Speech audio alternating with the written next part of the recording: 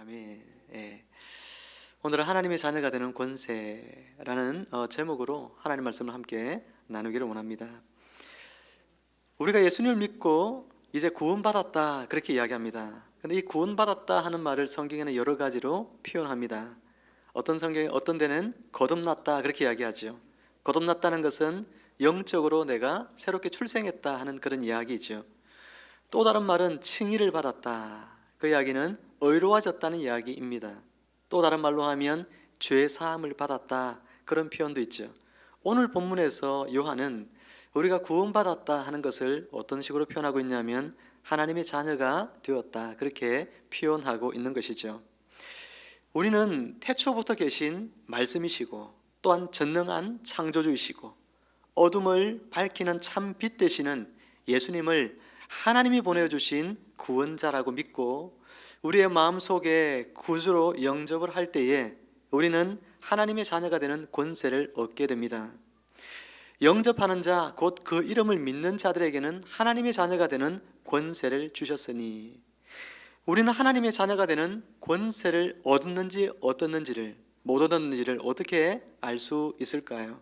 여러분이 하나님의 자녀인지 내가 구원받은 백성인지 어떻게 알 수 있을까요? 로마서 8장 15절은 말씀합니다. 너희는 양자의 영을 받았으므로 우리가 아빠, 아버지라고 부르짖느니라.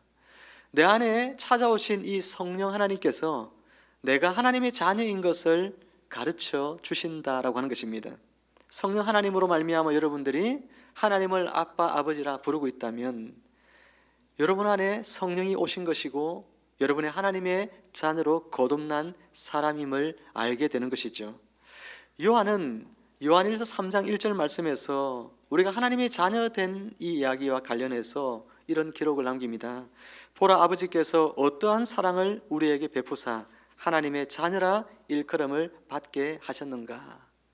하나님이 우리에게 어떠한 사랑을 베푸사, 하나님 우리에게 어떤 사랑을 베풀었을까요? 우리가 아직 죄인 되었을 때에, 우리가 하나님의 원수였을 때에 하나님께서 그 아들 예수님을 보내어서 십자가에서 나를 대신하여 죽게 하심으로 말미암아 하나님이 우리를 향한 당신의 사랑이 어떠한지를 보여주셨다. 성경은 말씀하고 있습니다. 십자가에 죽으신 예수 그리스도 하나밖에 없는 그 아들을 제물로 삼아 우리의 생명을 얻게 하고 하나님의 자녀가 되게 하기 위하여 그 아들을 희생시킨 하늘 아버지의 사랑의 크기가 참으로 놀라운 것이죠. 그 사랑으로 말미암아 우리가 하나님의 자녀가 된 것입니다. 사랑하는 성도 여러분, 오늘 우리는 하나님의 자녀가 누리는 세 가지 특별한 권세에 대해서 우리가 함께 말씀을 통해 나누기를 원합니다. 여러분, 첫 번째로 하나님의 자녀가 누리는 첫 번째 축복은 무엇일까요? 바로 자유입니다. 로마서 8장 15절 말씀에서 너희는 다시 무서워하는 종의 영을 받지 아니하고 양자의 영을 받았으므로 라고 성경은 말씀합니다. 우리가 예수님 믿기 전에는 어떤 영에 사로잡혀 살았을까요? 바로 종의 영에 사로잡혀 산 것입니다. 여러분, 종의 영이란 우리를 노예로 만드는 그런 영이라 하는 것입니다. 노예는 자유의지가 있습니까? 없습니까? 없잖아요. 노예는 주인이 시키는 대로 행하며 삽니다. 그러니 그 주인이 시키는 대로 행하며 사는 노예의 삶은 행복할 리가 없는 것입니다. 그런데 그러면 우리가 예수 믿기 전에 우리의 주인은 누구였다는 이야기입니까? 바로 마귀였죠. 사탄이었습니다. 마귀가 우리 인생을 주인 되어서 우리의 삶을 자기 마음대로 이끌어 다닙니다.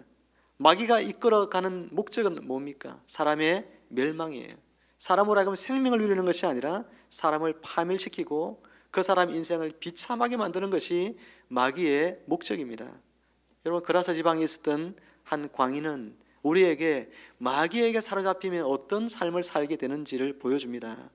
그라사의 광인은 산자들의 거처에 살지 못하고 있습니다. 죽은 자들의 거처인 무덤에서 살고 꿈을 쫓아가야 될 한창 젊은 나이의 청년이 여러분 귀신에게 사로잡혀서 옴싹달싹하지 못하는 그런 삶을 살고 있습니다. 자기 꿈이 있어도 꿈을 펼칠 수가 없고 가족이 있어도 따스한 가족들의 사랑을 느끼며 살 수 없는, 여러분 그것이 귀신이 사람들 가운데 역사하여 궁극적으로 이루고자 하는 목적인 것이죠. 그리고 마침내 그 인생을 깊은 나락으로 수렁속으로 빠뜨리는 것입니다. 아무런 희망이 없는 인생, 사회로부터 버림받고 심지어 가족에게도 외면받는 인생, 그것이 귀신에게 철저하게 사로잡힌 사람들의 삶의 모습이고 그들의 종국이 그와 같다는 사실이죠. 마가복음 9장에 보면 말 못하게 하는 귀신이 등장합니다. 그 귀신이 들어오니까 하고 싶은 말이 있지만 말을 하지 못하게 합니다. 몸에 경련이 일어나 쓰러지고 삶이 철저하게 황폐화되어져 갑니다. 그런데 그게 끝이 아니죠. 귀신이 그 사람 속에 들어온 목적이 있는데 마가복음 9장 22절은 이렇게 말합니다. 귀신이 그를 죽이려고 불가물에 자주 던졌나이다. 귀신의 목적은 그 사람이 결국 죽음 가운데로 내몰리는 것입니다. 그 인생이 그래서 하나님 앞에 심판받고 죽고 난 뒤에도 영원한 불못 속에 던져져 고통당하게 하는 것이 바로 귀신이 사람들 속에 역사하는 방식이고 목적인 것이죠. 귀신 들린 사람들에게 있어서 찾아볼 수 있는 것은 공통점은 자기 사고를 할 수 없다는 것이죠. 자기 생각을 할 수 없다는 것입니다. 귀신이 사람 속에 들어와서 그 사람 속에 역사하면 귀신이 넣어준 생각을 쫓아서 살아가게 되어집니다. 요한일서 2장 16절 말씀을 세번역 성경으로 제가 읽어드리면 세상에 있는 모든 것, 곧 육체의 욕망과 눈의 욕망과 세상 살림에 대한 자랑은 모두 하늘 아버지에게서 온 것이 아니라 세상에게서 나온 것입니다. 여러분, 귀신의 영에게 사로잡힌 사람들은 돈의 노예가 되어 살아갑니다. 사람들이 얼마나 돈돈거리면서 삽니까? 귀신이 그 사람 배우 역사하기 때문에 그런 것입니다. 쾌락의 노예가 되어 살아가고 또 귀신이 역사하면 자신이 이룬 성공에 대한 또 성과에 대하여 지나치게 인정받고 싶은 그런 욕망 가운데 사로잡혀 살아갑니다. 세상은 온통 이런 메커니즘들로 이루어져 있는 거예요. 여러분, 뉴스에 보면 기사들을 가끔씩 접하다 보면 최근에 가장 많았던 기사들 중에 하나가 어떤 기사들이 여러분 뜹니까? 집값이 막 떨어진다는 이야기들, 코인과 주식 이런 것들이 막 가치가 떨어진다는 이야기들, 비트코인이 한때 8천만 원 갔는데 그것이 2천만 원 아래로 떨어졌다는 이야기들, 그래서 많은 젊은이들이 좌절하고 있다는 그런 이야기들이 최근 지난 몇 달간 계속해서 언론에 자주 오르내리는 그런 이야기들이었습니다. 여러분, 왜 사람들이 영끌이라고 하는 이야기 하지 않습니까? 영혼을 끌어다가 집을 사고 영혼을 끌어다가 주식을 투자하고 코인을 투자하고 그런 허황된 꿈을 쫓아서 사람들이 살아갈까요? 그런 사람들의 마음속에 있는 심리는 뭘까요? 그것은 바로 두려움입니다. 이 사회에서 내가 점점 밀려나 도태되지 않을까라는 두려움입니다. 이러다가는 집 한 채 내가 장만하지 못하지 않을까라는 두려움입니다. 젊은 사람들은 내가 이렇게 얼마 받지 못하는 월급을 또는 여러분 이렇게 알바 같은 걸 하면서 내 인생이 언제 집을 장만하고 언제 결혼을 하고 가정을 이룰 수 있을까? 그런 모든 것에 대한 좌절들, 그래서 두려움들이 사람들 속에 있기 때문에 내가 남들처럼 빨리 성공하고 싶은 욕망에 사로잡히는 것이죠. 성공한 사람들이 앞다투어 언론 지면에 또 광고에 등장을 합니다. 저도 가만히 있어 보니까 핸드폰으로 어떻게 제 번호가 당연히 노출되어 있겠죠. 하루에도 한 2번 정도는 꼬박꼬박 저에게 다양한 핸드폰 번호로 이렇게 문자가 옵니다. 어떤 문자가 올까요? 그 문자에는 이 투자 정보는 당신에게 드리니까 이 투자 믿고 투자를 하면 돈을 번다는 그런 이야기들이 계속해서 저한테 날라옵니다. 얼마나 많은 젊은이들이, 얼마나 많은 인생들이 이와 같이 여러분 마음속에 두려움 때문에 내가 이 사회에서 뭔가 이렇게 살다가는 내가 도태될 것 같은 그런 걱정들 때문에 그와 같은 투기에 앞장서서 하고 있다는 것이죠. 로마서 8장 15절에 보면 성경은 이렇게 말합니다. 너희는 다시 무서워하는 종의 영을 받지 아니하고. 여기에서 무서워하는 종의 영, 이 말을 여러분 성경을 원문을 찾아보면 두려움으로 이끄는 그렇게 돼 있어요. 두려움으로 이끄는, 한번 따라해 볼까요? 두려움으로 이끄는. 마귀가 사람들 속에 두려움으로 이끈다는 거예요. 생각을 집어넣는데 어떤 생각을요?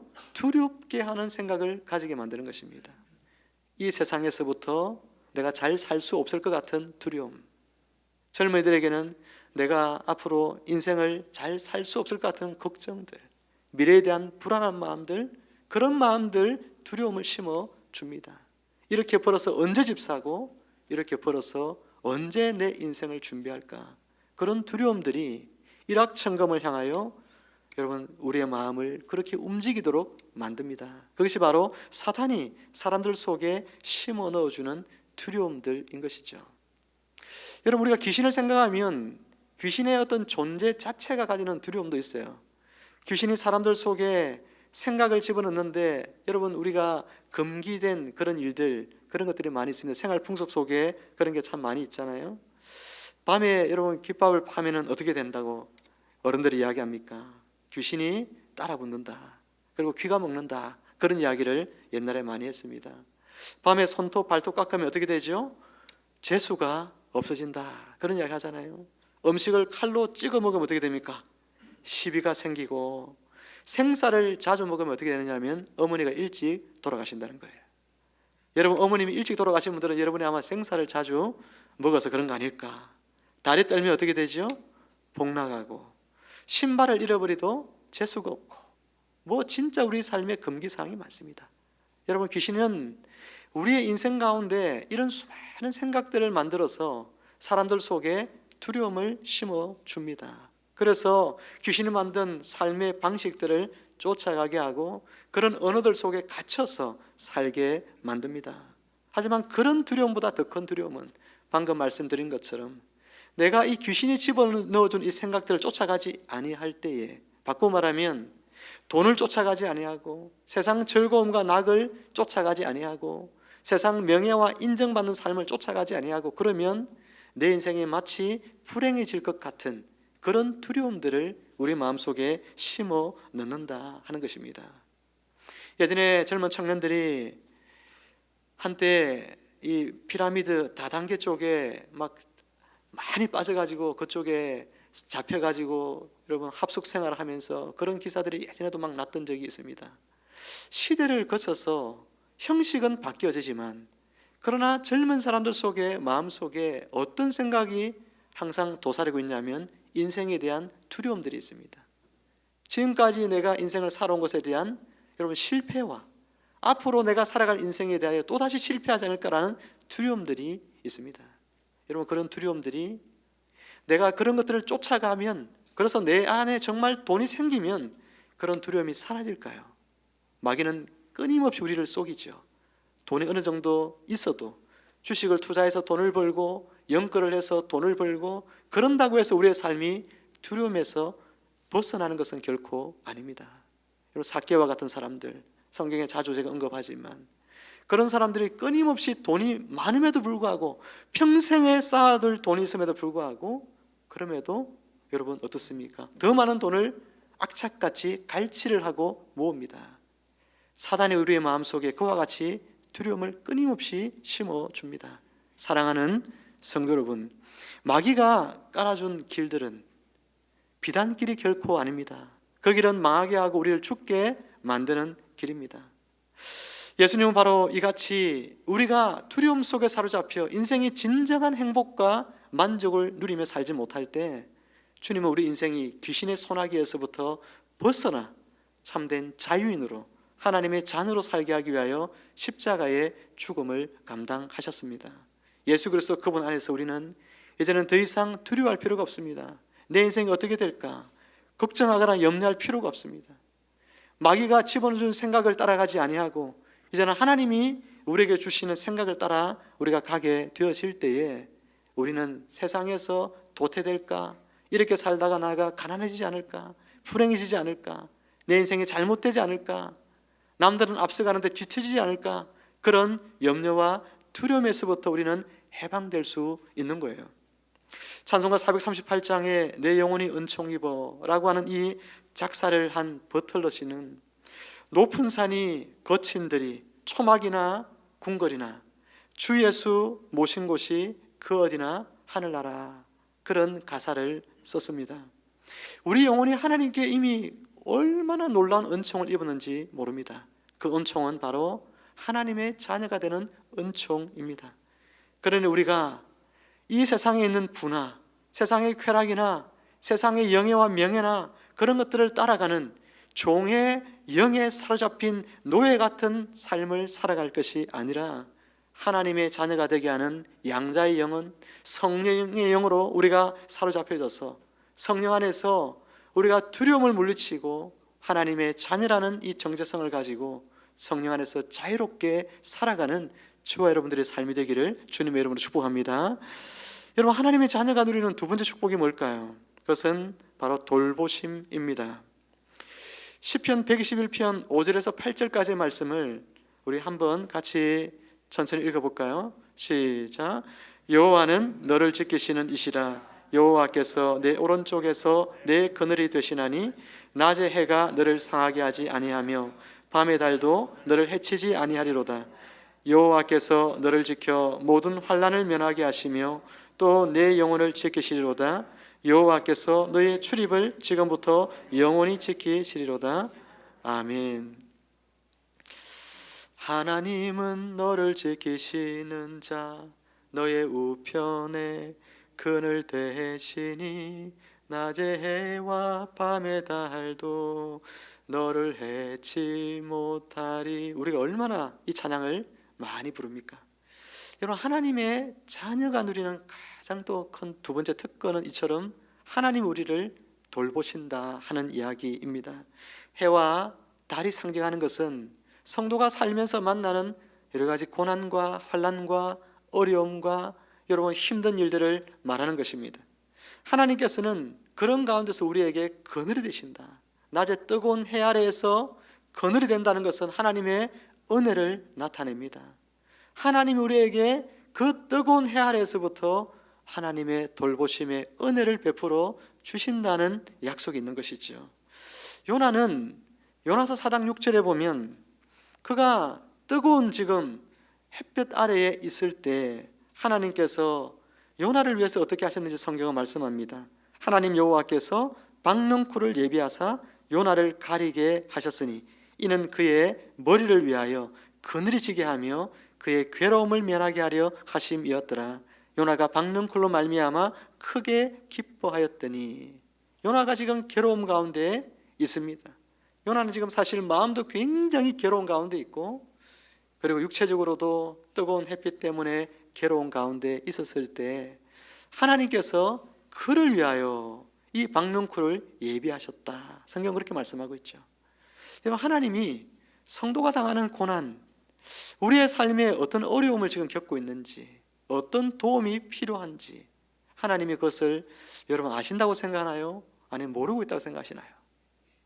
아마 여러분의 삶이 하나님의 은혜 가운데 늘 이끌림을 받으면서 살아가는 사람들은 하나님이 아신다고 생각할 것이고, 여러분의 삶이 뭔가 계속해서 뭔가 꼬이고 어려움 속에 있다고 생각하는 사람들은 하나님이 모른다고 생각을 하지 않겠습니까? 그런데 하나님께서는 사실은 우리에게 우리의 삶이 형편이 우리가 생각하는 대로 탁탁 때에 맞게끔 그 모든 환경을 풀어주실 때 그때만 하나님이 계신 것이 아니라 어떤 것은 내가 원하는 대로 이렇게 계획들이 탁탁 되어져야 되는데 그 길들이 가는 길이 막히고 또 돌아서 가는 길이 또 막히고 여러분 그럴 때 있습니다. 왜 그럴까요? 하나님께서 그렇게 하실 때는 뜻이 있는 것이죠. 다윗과 같은 사람은 왕으로 세움을 하나님이 세워라 해서 사무엘에게 기름 부음 받아 왕으로 세움을 받았는데 이제 그러면 왕이 돼야 되잖아요. 왕으로 기름 부음 받았으면 하나님의 능력이면 오늘 당장 사울을 패하고 오늘 다윗을 왕위에 앉힐 수 있습니다. 왕으로 내가 너를 삼았다 하시면서 머리에 기름을 부어 주셨는데도 불구하고 다윗이 실제로 왕이 되는 데까지는 10년이 넘는 세월이 걸렸어요. 아니, 왕으로 삼으시겠다고 약속을 하지 말든지 약속을 하시려면 왕을 삼을 그 시점이 되었을 때 그때 기름을 부으시든지, 하나님은 지금 왕으로 삼을 것처럼 기름 부으셔놓고 왕으로 세울 때는 10년이 넘는 세월이 걸렸어요. 때때로 우리가 예상치 못한 장벽을 만나고 막힌 길을 만날 때가 있습니다. 이렇게 되어져야 될 텐데 내가 생각한 대로 딱 안 되고 안 풀리고 막히는 길을 만날 때 하나님의 뜻이 있지 않겠어요? 하나님의 뜻하심이 우리의 생각보다 훨씬 더 크고 깊다.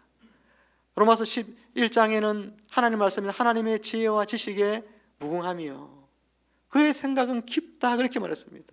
우리가 어찌 하나님의 생각을 다 알리요. 사랑하는 성도 여러분, 하나님은 우리가 생각할 때에 나를 돌보신다고 생각할 때만 아니라 하나님은 나를 돌보시는 것 같지 않아라고 생각할 그때에도 하나님 우리를 실제로 돌보고 계심을 믿으시기를 축복합니다. 하나님이 그때 여러분을 사실은 가슴 아파하며 여러분을 위해서 하나님께서는 더 기다리며 하나님 여러분을 보호해가며 여러분을 인도해가고 있는 거예요. 사실은 하나님 눈에 보이지 않는다고, 여러분이 지금 어려움을 여전히 겪고 있다고 하나님이 여러분 돌보고 있지 않는 것이 결코 아닙니다. 여러분의 발을 잘못 디딜까, 잘못된 길로 들었을까, 하나님은 전전건강하시지만 그러나 그렇게 내버려 두시는 것은 그것이 여러분의 믿음을 더 잘 세우는 방법이라고 하나님이 생각하시기 때문에 하나님이 때로는 여러분의 고난 앞에 빠른 응답으로 여러분에게 응답을 하지 않을 때도 있는 것입니다. 예수님께서는 우리에게 이런 말씀을 해주셨어요. 마태복음 6장 32절에서 너희 하늘 아버지께서 이 모든 것이 너희에게 있어야 할 줄을 아시느니라 그렇게 말씀했습니다. 그런데 여기에서 중요한 것은 하나님이 너희에게 모든 것이 있어야 될 줄을 안다고 말씀한 것이 아니라 뭐라고 이야기합니까? 너희 하늘 아버지께서 이렇게 말하잖아요. 이 말은 무슨 이야기입니까? 그냥 우리가 예수님 믿기 전에 그냥 하나님이었잖아요. 근데 그 하나님 내가 믿음 없이도 하나님이 계시다 생각할 수 있습니다. 나하고 아무 관계 없어요. 그럴 때는 교회 나와도 하나님 부르지만 그 하나님에 대한 참된 믿음이 없이 그냥 하나님 부를 수 있습니다. 그럴 때 나하고 아무 관계가 없는 것입니다. 그런데 예수님께서는 그 하나님이 너희 하늘 아버지가 될 때는 달라진다는 거예요. 하나님이 너희의 아버지가 된다는 것은 너희가 그 아버지의 누구라는 이야기입니까? 자녀가 된다는 이야기거든요. 하나님의 자녀가 되어지면 달라지는 것입니다. 자녀이면 하나님께서 그 자녀의 삶을 전적으로 책임져 주신다는 거예요. 먹을 것, 입을 것, 살 것, 인간에게 가장 필요한 의식주, 이 세 가지 가장 기본적인 것, 하나님께서 그것에 대하여 말씀해 주시는데 이 모든 것은 하나님이 다 하시고 하나님이 너희에게 공급하여 주신다는 것입니다. 그런데 왜 그런 것들을 걱정하고 어떻게 살 것인가를 걱정하고 어디에 살 것인가를 걱정하고 여러분 그러면서 마치 하나님을 아버지로 믿지 않는 사람처럼 그렇게 사느냐고 예수님께서 이야기하는 거예요. 그런 걱정하고 그런 염려하고 그런 두려움 속에 사는 사람들은 이방인들이나 하는 거다. 하나님을 아버지로 믿지 아니하는 사람들, 내 힘으로 살아야죠. 그런 사람은 자기 능력으로 살아야죠. 자기가 열심히 일해야 되죠. 죽기 살기로 살아야 세상을 살죠. 우리 하나님의 자녀들은 그렇지 않습니다. 하나님이 돌봐주신다는 겁니다. 하나님 때에 따라 우리에게 지혜 주시고 때에 따라 길을 열어주시고 환경을 바꿔주시고 건강을 주시고 일할 수 있도록 여건을 열악해 주시고 모든 것들은 하나님의 손에서 하나님께서 우리가 먹고 살아갈 수 있도록 해주신다고 약속하고 있습니다. 사랑하는 성도 여러분, 이처럼 우리의 삶의 필수적인 의식주의 문제만 하나님이 책임져 주시는 것이 아니라 하나님의 자녀이기 때문에 하나님이 우리를 돌보시는 독특한 방법이 있는데 그것이 뭐냐면 우리가 아버지께 구하라는 거예요.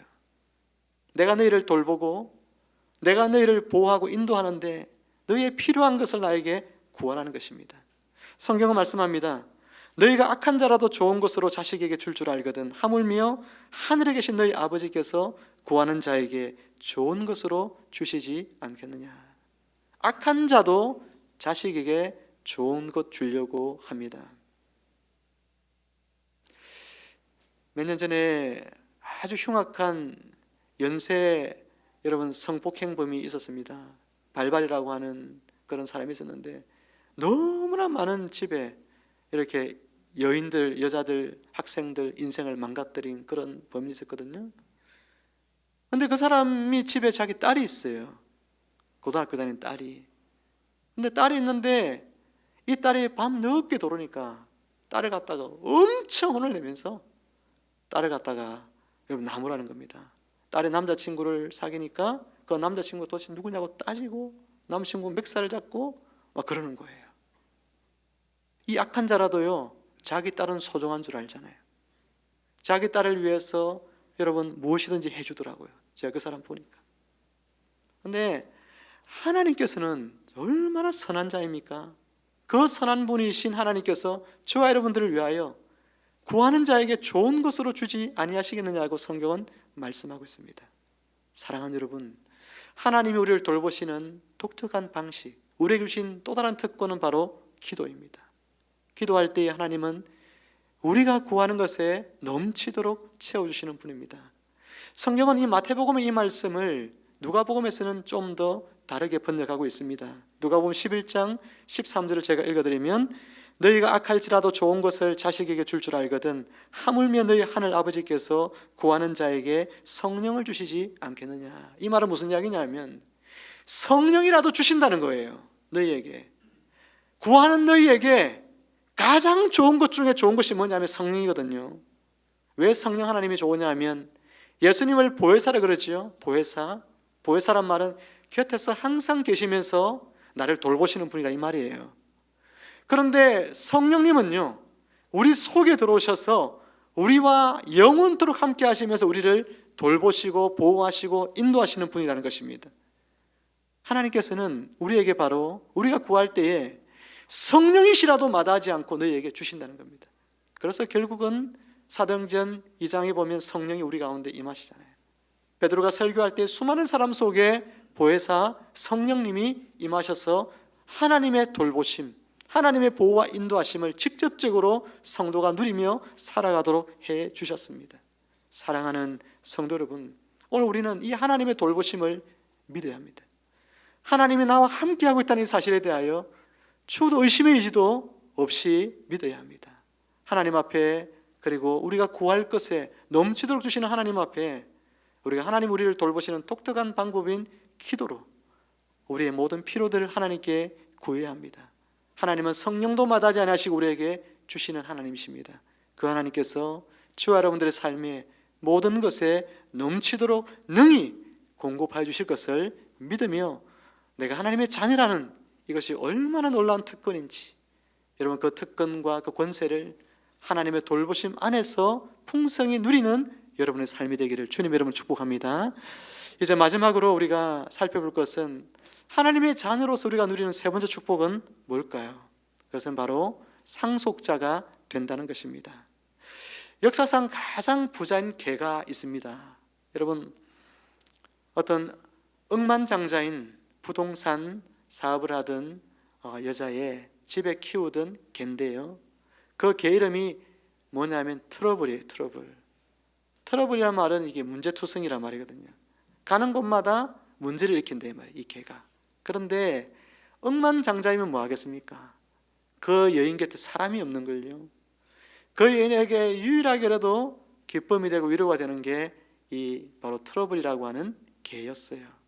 그래서 이 여인이 죽을 때 무려 이 개에게 2008년도 있었던 일인데 신문에 그때 나고 뉴스에도 막 나고 막 이런 일이 이러면서 막 했었는데 얼마를 물려주냐면 그때 당시에 150억을 개에게 상속을 해줬대요.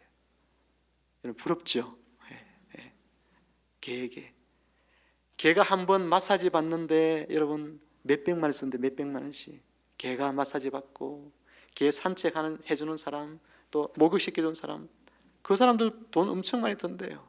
그렇게 하면서 개는 호의호식을 누리며 사는 것입니다. 여러분 역사상 가장 많은 재산을 가진 그러면 사람은 누구였을까요? 1위는요 징기스칸입니다. 징기스칸은 전 세계의 땅의 4분의 1을 차지했고요, 징기스칸의 소유한 재산이 무려 10경이라 그래요. 10경. 우리 정경은 들어봐서도 그죠? 10경.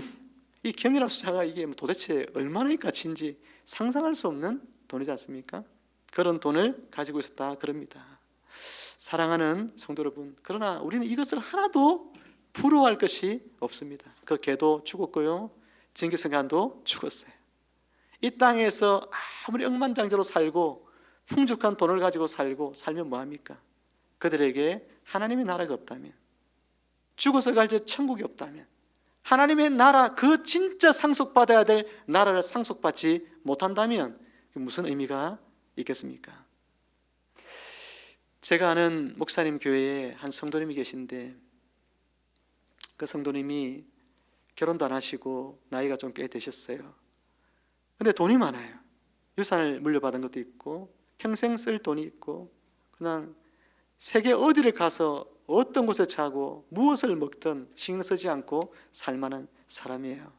그래서요, 젊을 때는 신앙생활도 게을리하고 어디를 다니냐면 전 세계를 여행을 다녔답니다.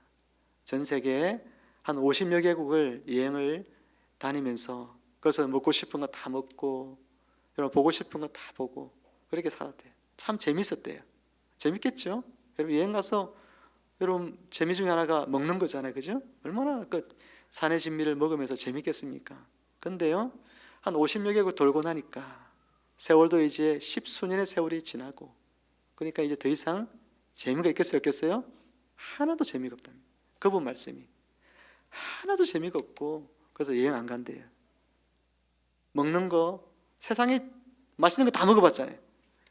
뭐가 입에 맛있겠습니까? 그냥 집에서 혼자 밥해 먹는 게 제일 맛있다.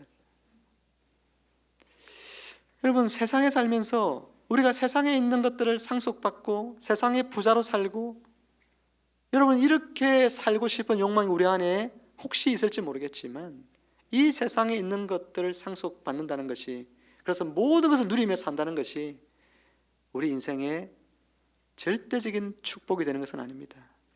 우리 그리스도인에게 이것보다 훨씬 더 큰 축복은 우리가 진짜 영원히 살게 될 저 세상에 하나님의 나라를 우리는 상속받게 된다는 사실을 우리가 생각할 때에 우리가 훨씬 더 부유한 사람들임을 잊지 말아야 하는 것입니다.